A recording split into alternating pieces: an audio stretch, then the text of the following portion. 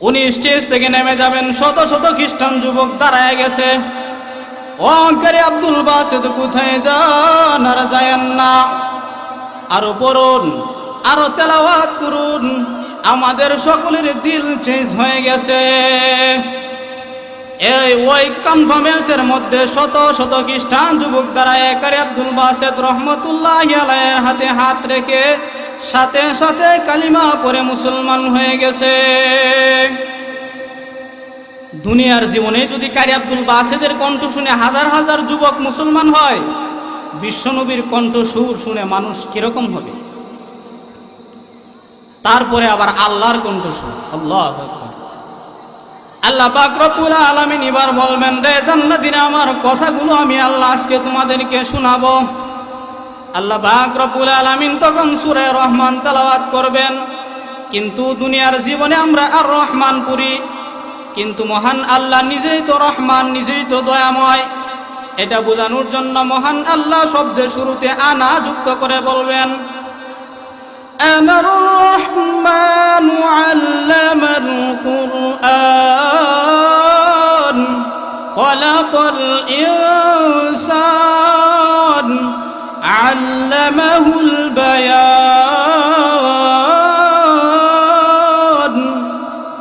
সমস্ত জান্নাতীরা উম্মতের মতো পাগলের মতো হয়ে যাবে, খবর নাই কোথায় আছে। সমস্ত মানুষ অজ্ঞান অবস্থায় মধ্যে পড়ে যাবে। অজ্ঞান বলতে এমনি দেখা যায় লড়াচড়া নাই, কিন্তু খালি বলে, প্রভু গো তেলাওয়াত করুন, আরো শুনান, আরো শুনান। আল্লাহ পাক রব্বুল আলামিন তেলাওয়াত করতে থাকবেন। শত শত বৎসর চলে যাবে। হুরপুরীরা সিলিকুডের মাধ্যমে মহান আল্লাহ তাআলার কাছে জানাইতে থাকবে, আল্লাহ মাহফিল শেষ করে দিন, আর না হয় আমাদের স্বামীগুলোকে আর জিন্দেগিতে পাবো না। মহান আল্লাহ রব্বুল আলামিন মাহফিল সমাপ্ত করে বলবেন, উঠো রে রে জান্নাতীরা, যাও আপন আপন বাড়িতে। এমনি জান্নাতীরা উঠে যখন নাকি বুরাকের উপর সোয়ার হয়ে জান্নাতের গেটের মধ্যে যাবে, তাকায় দেখে হুরপুরীরা পা থেকে মাথা অবধি বারবার জান্নাতীর দিকে তাকায়। জান্নাতী ডাক দেয়া কয়, এ জান্নাতের হুরপুরীরা, আমি তো এই বাড়ির মালিক, আমাকে কি তোমরা চিনতে পারো নাই? আমরা তো এই বাড়ির মালিক, চিনতে কি অসুবিধা হচ্ছে নাকি? হুরপুরীরা ডাক দেয়া বলবে, হা, চিনতে অসুবিধা হইতেছে। কেন অসুবিধা হয়? আপনি মহান আল্লাহ রব্বুল আলামিনের মাহফিলে অংশগ্রহণ করার কারণে আল্লাহর তাওয়াজ্জু আর দৃষ্টি যেহেতু আপনাদের উপর পড়েছে, এই জন্য আগে যতটুকু সুন্দর ছিলেন, এখন দেখা যায় তার চাইতেও আরো কোটি গুণ বেশি সুন্দর হয়ে গেছেন। আল্লাহু ইলাহা ইল্লাল্লাহু ওয়াহদাহু লা শারীকা লাহু ونشهد أن سيدنا وسندنا وحبيبنا ومولانا محمدا عبده ورسوله الذي أرسل إلى الناس كافة بشيرا ونذيرا وداعيا إلى الله بإذنه وسراجا منيرا. أما بعد فقد قال الله تعالى في كلامه المجيد وفي فرقانه الحميد. أعوذ بالله من الشيطان الرجيم. بسم الله الرحمن الرحيم. الرحمن علم القرآن خلق الإنسان علمه البيان. وقال النبي صلى الله عليه وسلم خيركم من تعلم القرآن وعلمه بارك الله لنا ولكم في القرآن العظيم ونفعنا وإياكم بالآيات والذكر الحكيم صلى الله على سيدنا ومولانا محمد وعلى آله وأصحابه وبارك وسلم اللهم صل على سيدنا ومولانا محمد وعلى آله وأصحابه وبارك وسلم দক্ষিণ লোহাজুরি মদিনাতুল উলুম নুরানি ও হাফিজিয়া মাদ্রাসার হাফেজ ছাত্রদের পাদ্রী প্রদান উপলক্ষে নবম বার্ষিক ইসলামী মহাসম্মেলনের আমার অত্যন্ত শ্রদ্ধেভাজন সভাপতি মুআজ্জাজ মুকাররম উলামায়ে কেরাম, উপস্থিত সর্বস্তরের প্রাণপ্রিয় মুসলমান ভাইয়েরা, পর্দার অন্তরালে অবস্থানরত অত্যন্ত শ্রদ্ধেয় মা ও বোনেরা, সর্বপ্রথমেই সে মহান রব্বে কারিমের দরবারে অন্তরের অন্তঃস্থল থেকে শুকর আদায় করছি যে মহান রব্বুল আলামিন দীর্ঘ 1 বৎসর অতিবাহিত হয়ে যাওয়ার পর পুনরায় দক্ষিণ লোহাজুরি মদিনাতুল উলুম কওমি মাদ্রাসার এই বাৎসরিক সভায় আমাদেরকে উপস্থিত হওয়ার তৌফিক দান করছেন এবং মহাবিশ্ব আল কোরআন থেকে কিছু আলোচনা করার তৌফিক যে আল্লাহ তাআলা দান করছেন সে মহান রব্বুল আলামিনের দরবারে অন্তরের অন্তঃকরণ থেকে শ্রদ্ধা জড়িত কণ্ঠে শুকর আদায় করছি। সকলে মহাব্বতের সাথে পড়ছি আলহামদুলিল্লাহ। আজকে আমি আপনাদের সম্মুখে পবিত্র কোরআন শরীফের সূরা রহমানের কয়েকটা আয়াত তেলাওয়াত করেছি। আল্লাহ রাসূল সাল্লাল্লাহু আলাইহি ওয়াসাল্লাম বলেন, প্রত্যেকটা জিনিসেরই একটা সুন্দর আছে। কে বলেন? প্রত্যেক জিনিসের সুন্দর আছে না? মানুষের মধ্যেও কালো আছে, শ্যামলা আছে, সুন্দর আছে। ঠিক তেমনিভাবে প্রত্যেকটা জিনিসের মধ্যেই সুন্দর আছে। রাসূল বলেন কোরআনের সৌন্দর্য হলো সূরা রহমান, এবং এই সূরা অত্যন্ত গুরুত্বপূর্ণ, কারণ এই সূরা মহান আল্লাহ পাক রব্বুল আলামিন তার বান্দাকে নিজে তেলাওয়াত করে শোনাবেন। সুবহানাল্লাহ বলবেন না? আল্লাহ পাক তার বান্দাকে তেলাওয়াত করে শোনাবেন। জান্নাতের মধ্যে মহান আল্লাহ পাক রব্বুল আলামিন জান্নাতীদেরকে প্রশ্ন করবেন, এ জান্নাতীরা, আমি তো তোমাদেরকে জান্নাতের সমস্ত নিয়ামত দান করছি, তোমরা কি আমি আল্লাহ তাআলার কাছে আরো কিছু চাও, আরো কিছু পাওয়ার আশা করো? তখন সমস্ত জান্নাতীরা উলামায়ে কেরামের দিকে তাকায় থাকবে, কারণ ওই দিন উলামায়ে কেরাম সারা এই প্রশ্নের জবাব কেউ দিতে পারবে না। যদিও দুনিয়ার জমিনে আজকে উলামায়ে কেরামকে মানুষ মূল্যায়ন করে না, 1.5 টাকার মূলবি কথা কই কত।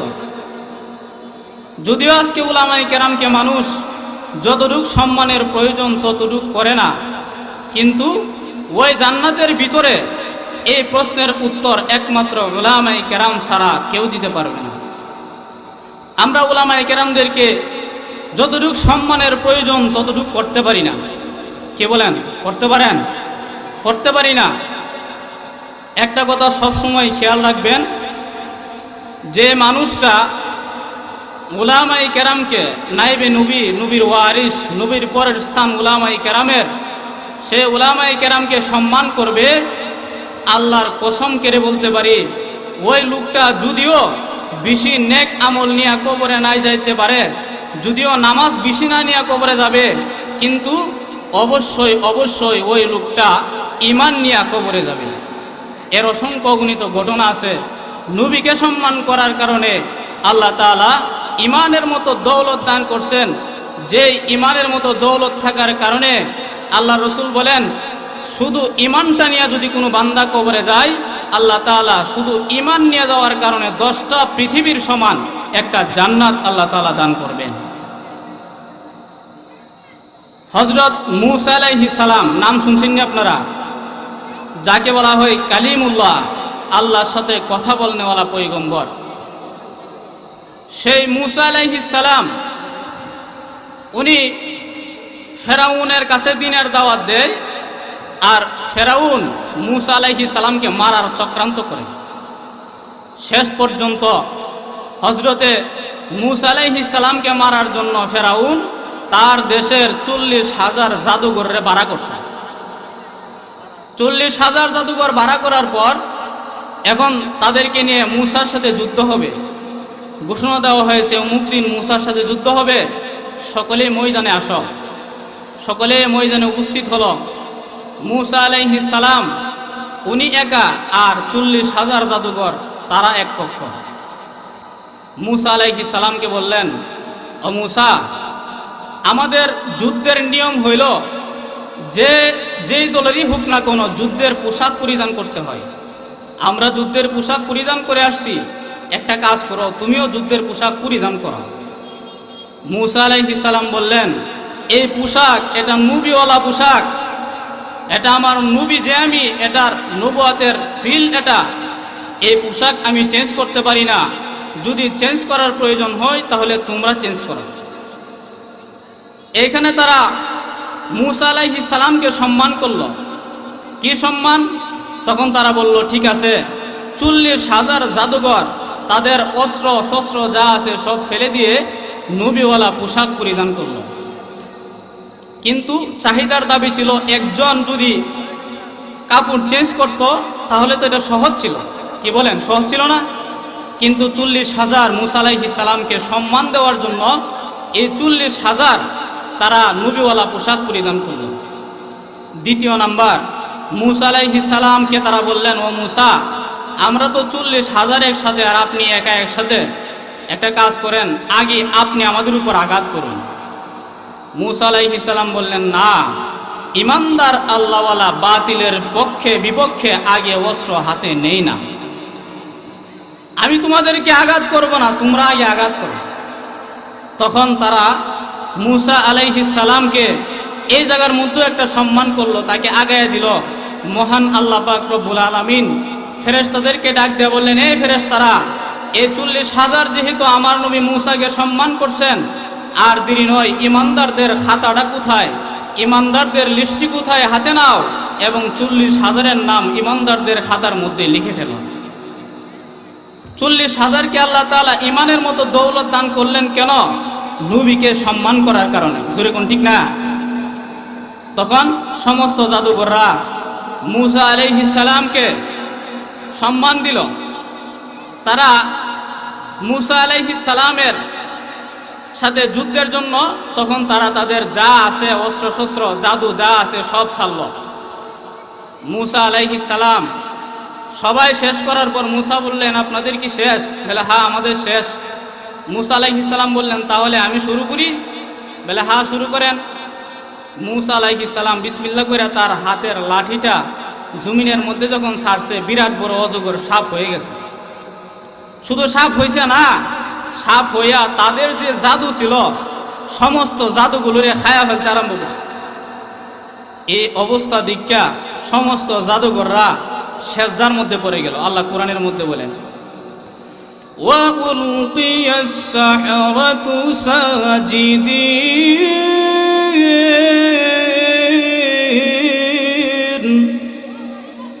সঙ্গে সঙ্গে সমস্ত জাদুঘররা সেজদায় পড়ে গেল।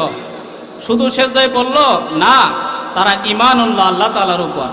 আল্লাহ কোরআনের পরের আয়াতের মধ্যে বলেন, قَالُوا آمَنَّا بِرَبِّ الْعَالَمِينَ,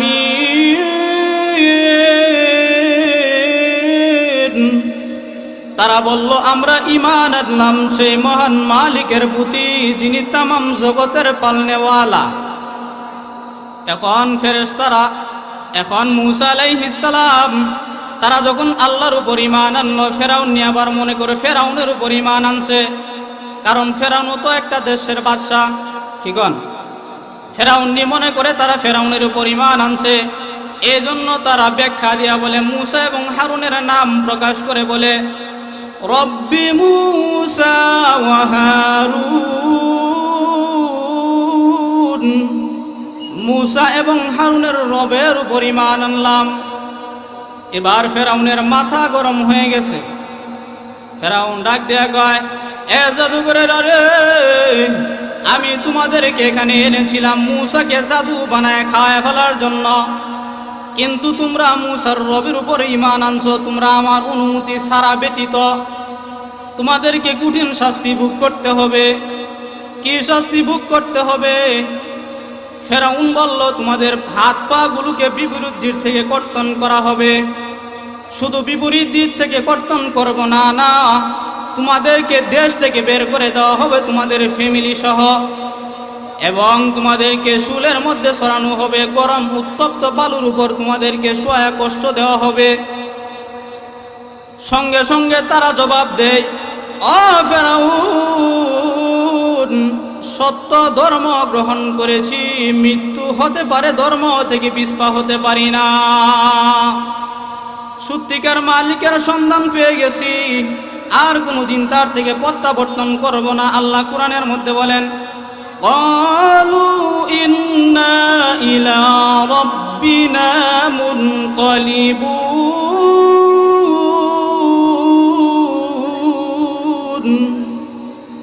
তারা বলল, আমরা আমাদের রবের দিকে প্রত্যাবর্তন করেছি, তার থেকে পিছপা হব না। এখন তারা যে ইমানের মতো দৌলত পেল, কি কারণ? নবীকে সম্মান করার কারণে। কি বলেন? শুধু তাই না, ফেরাউনের স্ত্রী ছিল হযরত আসিয়া। নাম শুনছেন নি আপনারা? নিজে খুদা দাবি করে, খুদার বউ খুদি। উনি যদি ফেরাউনরে খুদা মানতেন তাহলে তো খুদি হইতেন, কিন্তু খুদা মানে না। কেন? তাকে আল্লাহ তাআলা ইমানের মতো দৌলত দান করছেন। কারণটা কি? হযরত মূসা আলাইহিস সালামের মা যখন মূসা আলাইহিস সালামের জন্মের পর উনাকে ফেরাউনের বয়ে একটা বাক্সর মধ্যে বইরা নদীর মধ্যে তাকে বাসায় দিলেন। দেখা গেছে এই বাসানু বাসকু যাইতে যাইতে ফেরাউনের গাঢ় গিয়া লাগছে। যেখানে বাঘের বই ওই জায়গায় রাত্র হয়। ফেরাউনের গাঢ় গিয়া লাগছে। ফেরাউনের সৈন্যবাহিনী দিকে তো এক একটা বয়ে আর সামনে যায় না। বাপরে, না জানি কত বড় বোমা এটার ভিতরে আছে। বোমার ডরে একজনও যায় না। ফেরাউনের কাছে গিয়ে বলল যে, বাদশাহ, একটা বাসকু পাইছি, এটার ভিতরে কি জানি বুম দিয়া ফাটাইছে, আমরা তো ভয়ে কেউ কাছে যায় না। তখন অস্ত্র শস্ত্র যা আছে, বিমা বিশেষজ্ঞ বাহিনী সহ যা কিছু আছে, সবাই আয়সা হযরত মূসা আলাইহিস সালামকে যে বাক্সর মধ্যে বসছিলেন ওই বাক্সটা খুললেন। বিমা বিশেষজ্ঞ বাহিনী সহ যারা আছে সকলেই আশেপাশে দাঁড়ায় রয়েছে। হাই রে, না জানি কত বড় বোমা এটার ভিতরে। যেই মাত্র বাক্স খুলছেন, ছায়া দেখেন নবীওয়ালা চেহারা। আল্লাহু আকবার। আসিয়ার মায়া লেগে গেছে যখন তখন দেখে। ফেরাউন কই, ইডে আমার রাজত্ব ধ্বংস করবো রে, তাড়াতাড়ি শেষ করে দে। আসিয়া ডাক দে, কই তুমি যে আটকুরা, এটা খামা খানা। আটকুরা বুঝেননি আপনারা? যার বাচ্চা কাচ্চা হয় না, এরা কি দেখে আটকুরা। তুমি যে আটকুরা খামা খানা, এত সুন্দর একটা চেহারা তুমি কো মাইরা লেওয়ার লাগি? এর লাগি তো তোমার সন্তান নাই। তাকে আমরা মারবো না, বরং রাজকীয় পোশাক পরায়া, রাজকীয় খানা খাওয়ায়া, রাজকীয় জায়গার মধ্যে রাখিয়া তারে আমরা সন্তান হিসেবে লালন পালন করব। এই জায়গার মধ্যে আসিয়া মূসা আলাইহিস সালামের সুন্দর চেহারা দেখা তাকে মোহাব্বত করলেন। আল্লাহ পাক রব্বুল আলামিন ডাক দিয়ে বলেন, এই ফেরেশতারা, ইমানদারদের দপ্তরটা কই লও, আর আসিয়ার নাম ইমানদারদের বড় খাতার মধ্যে লিখে ফেলে। বলতেছিলাম যে উলামায়ে কেরামদেরকে যদি কেউ সম্মান করে, আল্লাহর কসম করে বলতে পারি, ওই লোকটা নামাজ যদিও বেশি না নিয়ে কবরে যাবে, অবশ্যই অবশ্যই ওই লোকটা ঈমান নিয়ে কবরে যাবে। আল্লাহ তাআলা আমাদের সকলকে উলামায়ে কেরামকে মহাব্বত করার তৌফিক দান করুক। সকলে বলেন আমিন। তখন আল্লাহ পাক যখন প্রশ্ন করবেন, তখন জান্নাতের ভিতর থেকে, জান্নাতীদের ভিতর থেকে উলামায়ে কেরামের পক্ষ থেকে জবাব আসবে, ও প্রভু, জান্নাত দিয়েছো, জান্নাতের বালাখানা দিয়েছো, হুর দিয়েছো, আঙ্গুর বেল দিয়েছো। এইগুলার জন্য কিন্তু আমরা দুনিয়ার জীবনে এত কষ্ট করে ইবাদত করিনি। কারণ যথেষ্ট আঙ্গুর দুনিয়াতেও ছিল, দুনিয়াতেও হুরপুরির মতো সুন্দরী মেয়ে ছিল, দুনিয়ার মধ্যেও নাজ নিয়ামত ভোগ করার অনেক জিনিস ছিল, সবগুলোকে লাথি মেরেছি একমাত্র তুমি মাওলাকে পাওয়ার জন্য।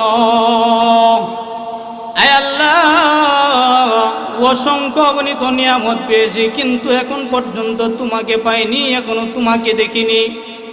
আয় আল্লাহ, মেহেরবানি করে আমাদের আবদার হলো তোমার দিদার নসিব করে দাও। আল্লাহ, তোমারে দেখতাম চাই। তখন আল্লাহ পাক বলবেন, তোমাদের দরখাস্ত মঞ্জুর হয়েছে, আমি দেখা দিব। কোথায় দেখা দিবেন? বলে দারুস সালাম নামক একটা বেহেশত আছে, এটা সপ্তম আকাশের উপরে। ওই বেহেশতের মধ্যে বেহেশতিদেরকে এক একটা আসন দেওয়া হবে।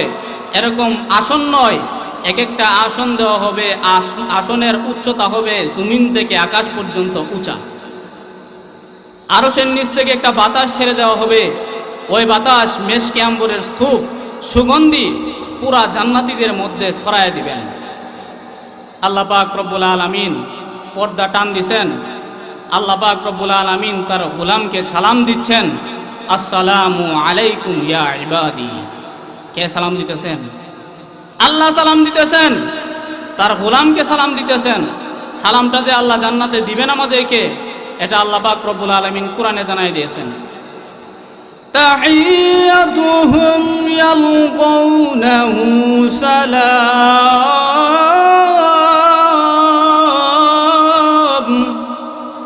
যেদিন তোমাদের সাথে আমার মুলাকাত আর সাক্ষাৎ হবে, ওই দিন তোমাদেরকে আসসালামু আলাইকুম বলবো। এবার সালাম আল্লাহ দিয়েছেন, পর্দা টান দিয়েছেন। মহান আল্লাহ বলেন, চলুক এবার অনুষ্ঠান। ও দাউদ পয়গম্বর, আপনি একটু তেলাওয়াত করুন। হযরত দাউদ আলাইহিস সালাম জবুর তেলাওয়াত করবেন। উনার কণ্ঠ দিয়ে একসাথে 70 প্রকারের সুর বের হবে। সুবহানাল্লাহ বলতেন না? 70 প্রকারের সুর বের হবে। তখন জান্নাতীদের মধ্যে উন্মাদনার পাগলের মতো বেশ চলে আসবে। জান্নাতীরা ডাক দিয়ে বলবে, আল্লাহ গো, এত সুন্দর তেলাওয়াত জিন্দেগিতে কোনোদিন শুনিনি। আল্লাহ বলবেন, থামো, এর চাইতে মধুর তেলাওয়াত শুনবে কি? আয় আল্লাহ, এর চাইতে মধুর তেলাওয়াত আছে কি? আল্লাহ বলবেন, হ্যাঁ।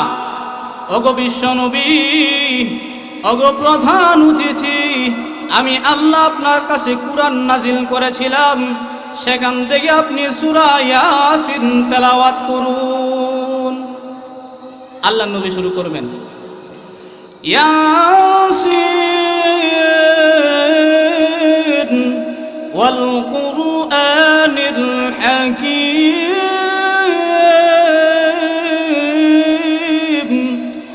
ইন্নাকা লামিনাল মুরসালিন আলা সিরাতিম মুস্তাকিম।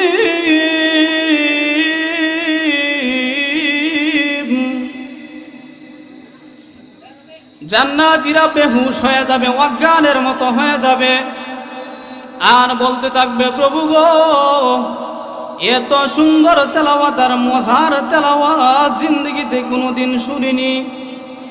আল্লাহ পাক রব্বুল আলামিন বলবেন, থামো, এর চাইতেও মধুর তেলাওয়াত শোনার ইচ্ছা আসেনি।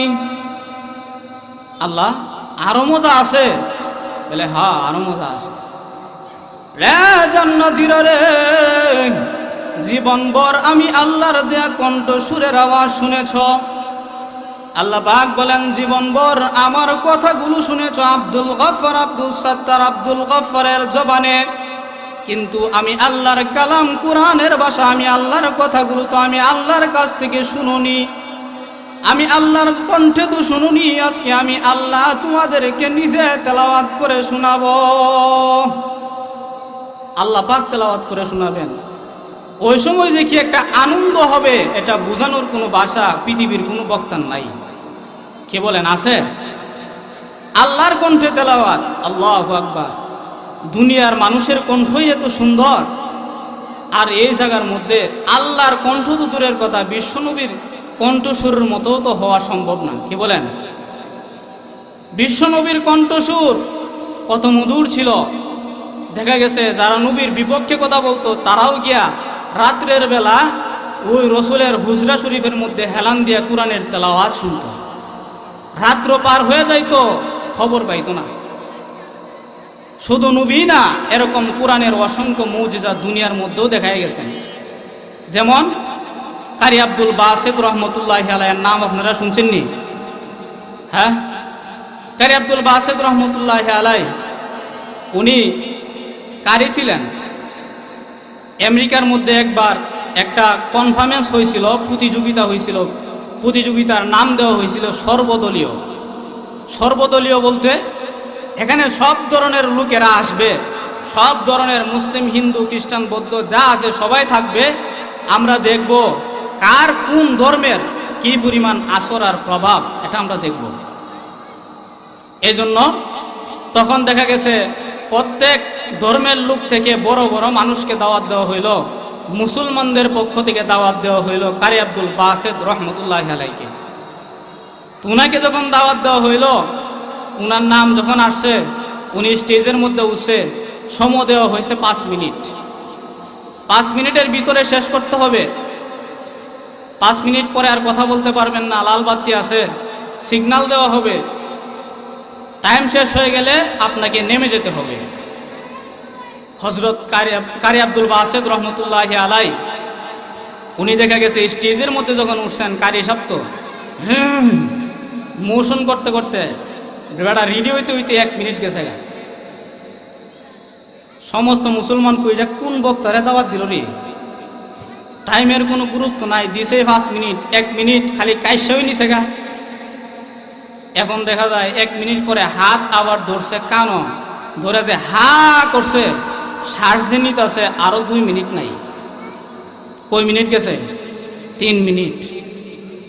এখন সমস্ত মুসলমান মাথা নিচের দিক দেখো, আহা, ইজ্জত নিয়ে আজকে যাওয়া সম্ভব না। হঠাৎ করে দেখা যায় উনি টান দিছেন, বিসমিল্লাহির রহমানির রহিম।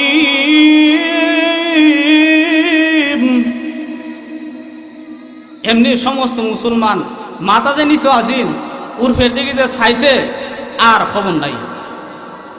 সমস্ত মানুষ কারি আব্দুল বাসিত রহমতুল্লাহ আলাইহির দিকে তাকায় রয়েছে। সবাই তাকানো, মানুষ লড়ব দূরের কথা, একটা মশাও লড়ে না। এই অবস্থায় উনার তেলাওয়াত চলছে।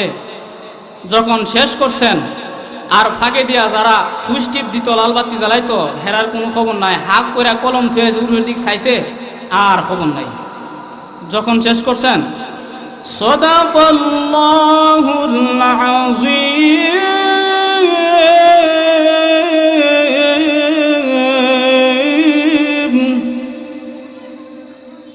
এমনি সমস্ত মুসলমান উঠটা, সমস্ত মানুষ মনে করছে মনে হয় 10-5 মিনিট মনে হয়ে গেছে।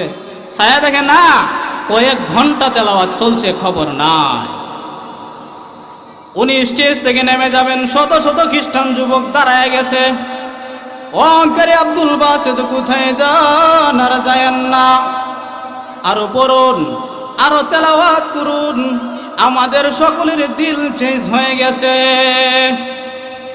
এই ওই কনফারেন্সের মধ্যে শত শত খ্রিস্টান যুবক দাঁড়ায় কারি আব্দুল বাসিত রহমতুল্লাহ আলাইহির হাতে হাত রেখে সাথে সাথে কালিমা পড়ে মুসলমান হয়ে গেছে। দুনিয়ার জীবনে যদি কারি আব্দুল বাসিতের কণ্ঠ শুনে হাজার হাজার যুবক মুসলমান হয়, বিশ্বনবীর কণ্ঠ সুর শুনে মানুষ কিরকম হবে? তারপরে আবার আল্লাহর কণ্ঠ সুর, আল্লাহু আকবার। আল্লাহ পাক রব্বুল আলামিন এবার বলবেন, রে জান্নাতীরা, আমার কথাগুলো আমি আল্লাহ আজকে তোমাদেরকে শোনাবো। আল্লাহ পাক রব্বুল আলামিন তখন সূরা রহমান তেলাওয়াত করবেন। কিন্তু দুনিয়ার জীবনে আমরা আর রহমান পড়ি, কিন্তু মহান আল্লাহ নিজেই তো রহমান, নিজেই তো দয়াময়। এটা বোঝানোর জন্য মহান আল্লাহ শব্দের শুরুতে আনা যুক্ত করে বলবেন, أنا الرحمن علم القرآن خلق الإنسان علمه البيان সমস্ত জান্নাতীরা উম্মতের মতো পাগলের মতো হয়ে যাবে, খবর নাই কোথায় আছে। সমস্ত মানুষ অজ্ঞান অবস্থায় মধ্যে পড়ে যাবে। অজ্ঞান বলতে এমনি দেখা যায় লড়াচড়া নাই, কিন্তু খালি বলে প্রভু গো তেলাওয়াত করুন, আরো শুনান, আরো শুনান। আল্লাহ পাক রব্বুল আলামিন তেলাওয়াত করতেই থাকবেন। শত শত বৎসর চলে যাবে, হুরপুরীরা সিলিকুডের মাধ্যমে মহান আল্লাহ তাআলার কাছে জানাইতে থাকবে, আল্লাহ মাহফিল শেষ করে দিন, আর না হয় আমাদের স্বামীগুলোকে আর জিন্দেগিতে পাবো না। মহান আল্লাহ রব্বুল আলামিন মাহফিল সমাপ্ত করে বলবেন, উঠো রে রে জান্নাতীরা, যাও আপন আপন বাড়িতে। এমনি জান্নাতীরা উঠে যখন নাকি বুরাকের উপর সোয়ার হয়ে জান্নাতের গেটের মধ্যে যাবে, তাকায় দেখে হুরপুরীরা পা থেকে মাথা অবধি বারবার জান্নাতীর দিকে তাকায়। জান্নাতী ডাক দেয়া কয়, এ জান্নাতের হুরপুরীরা, আমি তো এই বাড়ির মালিক, আমাকে কি তোমরা চিনতে পারো নাই? আমরা তো এই বাড়ির মালিক, চিনতে কি অসুবিধা হচ্ছে নাকি? হুরপুরীরা ডাক দেয়া বলবে, হ্যাঁ চিনতে অসুবিধা হইতেছে। কেন অসুবিধা হয়? আপনি মহান আল্লাহ রব্বুল আলামিনের মাহফিলে অংশগ্রহণ করার কারণে আল্লাহর তাওয়াজ্জু আর দৃষ্টি যেহেতু আপনাদের উপর পড়েছে, এই জন্য আগে যতটুক সুন্দর ছিলেন এখন দেখা যায় তার চাইতেও আরো কোটি গুণ বেশি সুন্দর হয়ে গেছেন। ইয়া ইলাহি তু মেরা মাবুদ হায়, ইয়া ইলাহি তু মেরা মাশুক হায়, या इलाही मुझसे मुझको दूर कर, ताकि देखूं मुझ में तुझको एक नजर, ताकि देखूं मुझ में तुझको एक नजर। এজন্য ওই মহান আল্লাহ পাক রব্বুল আলামিনের মাহফিলে যদি অংশগ্রহণ করতে হয় তাহলে দুইটা জিনিস আমাদেরকে মানতে হবে। কয়টা জিনিস? দুইটা জিনিস। কথা বলেন কয়টা জিনিস? দুইটা জিনিস। এক নম্বরে বেদাত করা যাবে না, দুই নম্বরে শিরিক করা যাবে না। এই দুই কাজ থেকে যদি মুক্ত থাকেন, ওই আল্লাহর জান্নাতের ভিতরে আপনি আমাকে সুমধুর কণ্ঠে লক্ষ কোটি বৎসর সূরা রহমান শুধু নয় বরং পুরা কুরআন আল্লাহ তাআলা আপনি আমাকে নিজ কণ্ঠে তেলাওয়াত করে শোনাবেন। আল্লাহ তাআলা আমাদের সকলকে ওই আল্লাহ পাক রব্বুল আলামিনের মাহফিলে অংশগ্রহণ করে আল্লাহর দিদার নসিব করার মতো তৌফিক দান করুক। সকলে বলেন আমিন, আরো জোরে বলেন আমিন। ওয়া আখির দাওয়ানা আনিল হামদুলিল্লাহি রাব্বিল আলামিন। আসসালামু আলাইকুম ওয়া রাহমাতুল্লাহি ওয়া বারাকাতুহু।